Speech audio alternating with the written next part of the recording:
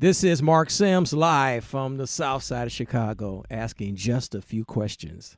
I have Sergio Mims on the line. Sergio Mims is the co-founder of the Black Harvest Film Festival, and you had a whole bunch of other things you wanted to say. You got awards and you this and that. Go ahead. Yeah, I am also the co-programmer at the Black Harvest Film Festival. I am also the recipient this year of the Cisco Film Center Legacy Award. The third time it's ever been awarded to someone, and I got it this year. I keep it. I keep it on a shelf next to my father's badge. You know, my father was a policeman. Wow. And he passed away, about 11, 12 years ago. And, you know, I have his badge, and I keep the award next to his badge. See, Dad, I did good. So... You have done good, but you keep going, Sergio. Yeah, and I do DVD commentaries, and I write about movies, and I have my own radio show on WHBK, and I also appear on two other podcasts aside from Ben's and your show. There's also Movie Madness on the Now Playing Network, and also Afro Nerd Radio, which is out of New York. So, you know, I'm doing a whole lot of things. Yeah, but remind me, put some of that stuff maybe on the bottom of this video. I got to ask you about Pete Buttigieg from South Bend, Mayor Pete from South Bend, Indiana. Indiana. Mayor Pete. Yeah, I know. No, because I don't want to bore people. Let me just set it up. You know, I had a favorable impression of Mayor Pete. Saw him on All In with Chris Hayes. I said, man, this is years ago. And I was like, this guy's brilliant. This guy's going to be president of the United States someday. And then he ran for president. And now, since our buddy Ben Jaworski, Benny J show, he had Councilman Alderman Henry Davis Jr. on the show, and now I have a bad opinion of Mayor Pete until he can convince me to my face he cool. So, hey, but what do you think about Mayor Pete? Well, you know, I agree with you. That podcast he did on Benny J's show, and anybody can listen to it. That opened my eyes.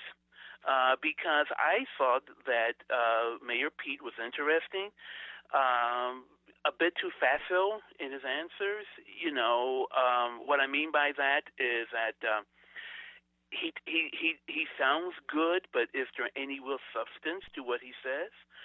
But all politicians do that. Some are better than others. He's very good at it. But he looked interesting. He looked intriguing. And then there was the incident that happened back in August. Let me tell you what happened. You mentioned the Black Harvest Film Festival. I was coming home one night from the festival. This was about 8:30 in the evening. And I decided to take the Green Line home. And then once I get up the 51st Street stop, then I'll take the bus going east to my house in Hyde Park. So the train passes by the 47th Street station.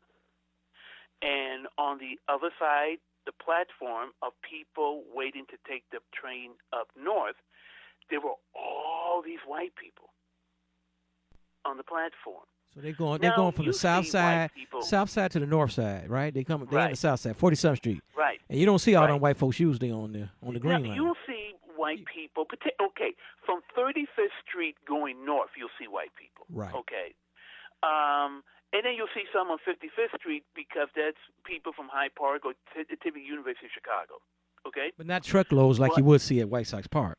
Yeah, but you don't see it on 39th, never on 43rd, 47th. You know, they weren't coming from Sox Park. Where now are all these white people coming from? I mean, everybody in the car. We were all looking out the window like, what the hell? It wasn't until the next day that I find out that Mayor Pete spoke at the Harold Washington Center, which is just 3 blocks or more, like 2 blocks from the 47th Street station on 47th and King Drive. And I read what he said, and it was probably almost an all-white group in the auditorium. And he was talking about the fact that, gee, isn't it a shame that we're in this place on the south side of Chicago in a black neighborhood, but there are no black people here.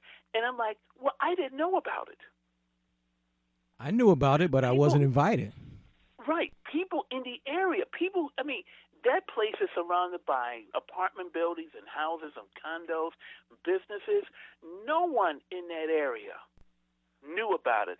I was listening to Del Marie Cobb on Ben's show, and she talked about it. She lives a block away from the center. She didn't know about it. So I said, what kind of hypocrisy is this? You talk about the lack of diversity, but you make no effort towards it. And I think I could be wrong. His speech that night was called the Douglas Plan. It was a plan, Frederick Douglass plan to help colored people. Black people. Which makes it even worse. You have that makes it even worse. That you're talking about this agenda, this plan you have for Black Americans, African Americans, but there are no African Americans in the audience. That is ridiculous.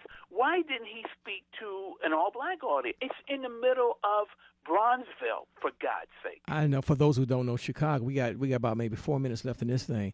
But the thing about it, he's surging in Iowa, and he may have a shot in New Hampshire. I don't know about South Carolina, but the thing about it, he has to win one of those first states, so he has a big shot at the Super Tuesday.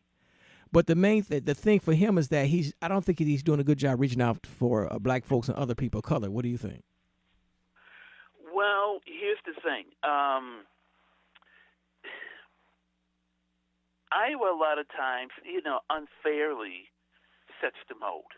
And I say that unfairly because Iowa is not typical of most of the states in this country. Which are much more diverse. When you think of Illinois, even Indiana, New York, Connecticut, South Carolina, Florida, Texas, California. Iowa is a mainly all-white state, but it sets the agenda. What I mean by that is that usually the person who wins the Iowa primary usually goes on. It really helped Barack Obama, that's for sure. It really did, because, don't forget, when Barack Obama announced that he was running, he didn't have a lot of black support. No, we was doing Hillary. Right. And we know Barack here in Chicago, not to put him down. Right. I'm just saying. It wasn't until he won Iowa. Yep. All of a sudden, black people, I was for Obama from the beginning, but it wasn't until he won Iowa that a lot of black people in this country say, hey, wait a minute. And if he lost Iowa, he would have been done. Right. Hey, maybe he's got a shot. That's right. So that's why everybody's putting all their eggs into Iowa. Right. Pete Buttigieg is. Kamala Harris is. She's been spending a lot of time in Iowa. I don't think it's going to help her. No. Because she knows that this is her only shot. Because she was the first two, and South Carolina, and a lot of people waiting for Super Tuesday. Because I'm sorry, cutting you off, but Super Tuesday has California, so. But a lot of folks be done before they even get to Super Tuesday. She'll win California. That's easy, but that's not going to be enough. No. Okay. That's not going to be enough. So okay, let me close out this because we can talk about somebody else. Your friend Senator Harris. The real the real deal is that right now is if the elections were held today, who would win those first three primaries? Democratic primaries. And I'm going to tell you right now. I think it's going to be between the first three.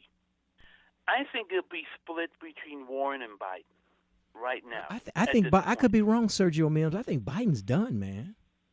You think he's well? Well, he's in trouble because he's not raising money. He's not raising money. Pete Buttigieg is surging. Biden is on the ropes. Right. Biden was his own worst enemy. Biden became his own worst enemy. Too many gaffes. Way too many gaffes. And some of that Trump, Trump stuff is not helping either. People say it's not, but when Trump is good, Biden's bad. His son is bad. I don't care. It works.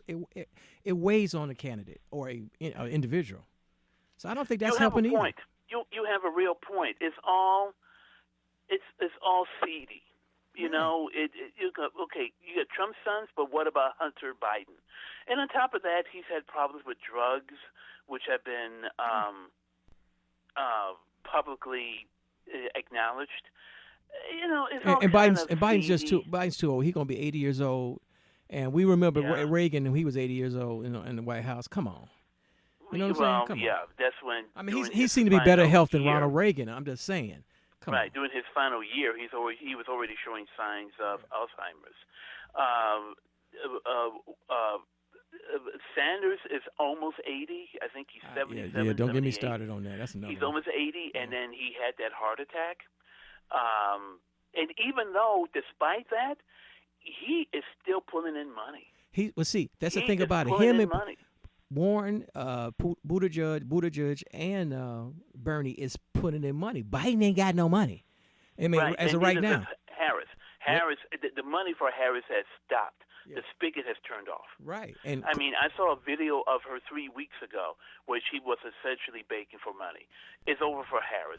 The only thing she could hope now is that Biden will pick her as, well, let me rephrase that. If Biden becomes the nominee, Biden will pick her as vice president candidate. Right. Also, Klobuchar, I can't say it. The senator from Minnesota. If she can't win Iowa, she's done. That's a neighboring state. Come on. Yeah. I will tell you this. I think the ticket to beat, though, if it's a Biden-Warren ticket, that ticket may be unbeatable. No, there's a lot of tickets that are unbeatable, but they're trying to get a nominee first. There's a lot of tickets going to be unbeatable. Yeah. You know what I'm saying? Right. But, I think maybe you have a valid point. I think maybe Biden is done. When I saw the figures last week about how poorly he's done raising money, I think that the money donors are looking – that's trouble. When the money donors are looking elsewhere his only shot is South Carolina. If he doesn't win South Carolina, forget about Super Tuesday. I mean, he may win some states, but he's done if he don't win South Carolina. Yeah, you have a point. Do you have the date for Super Tuesday? I don't know. I don't know, March. You don't keep up. I just talk. Come on. All right, let's end this. Let's do a little part 2 after this. Let me end this one, man. Thanks, Sergio. Let's do part 2 in a second.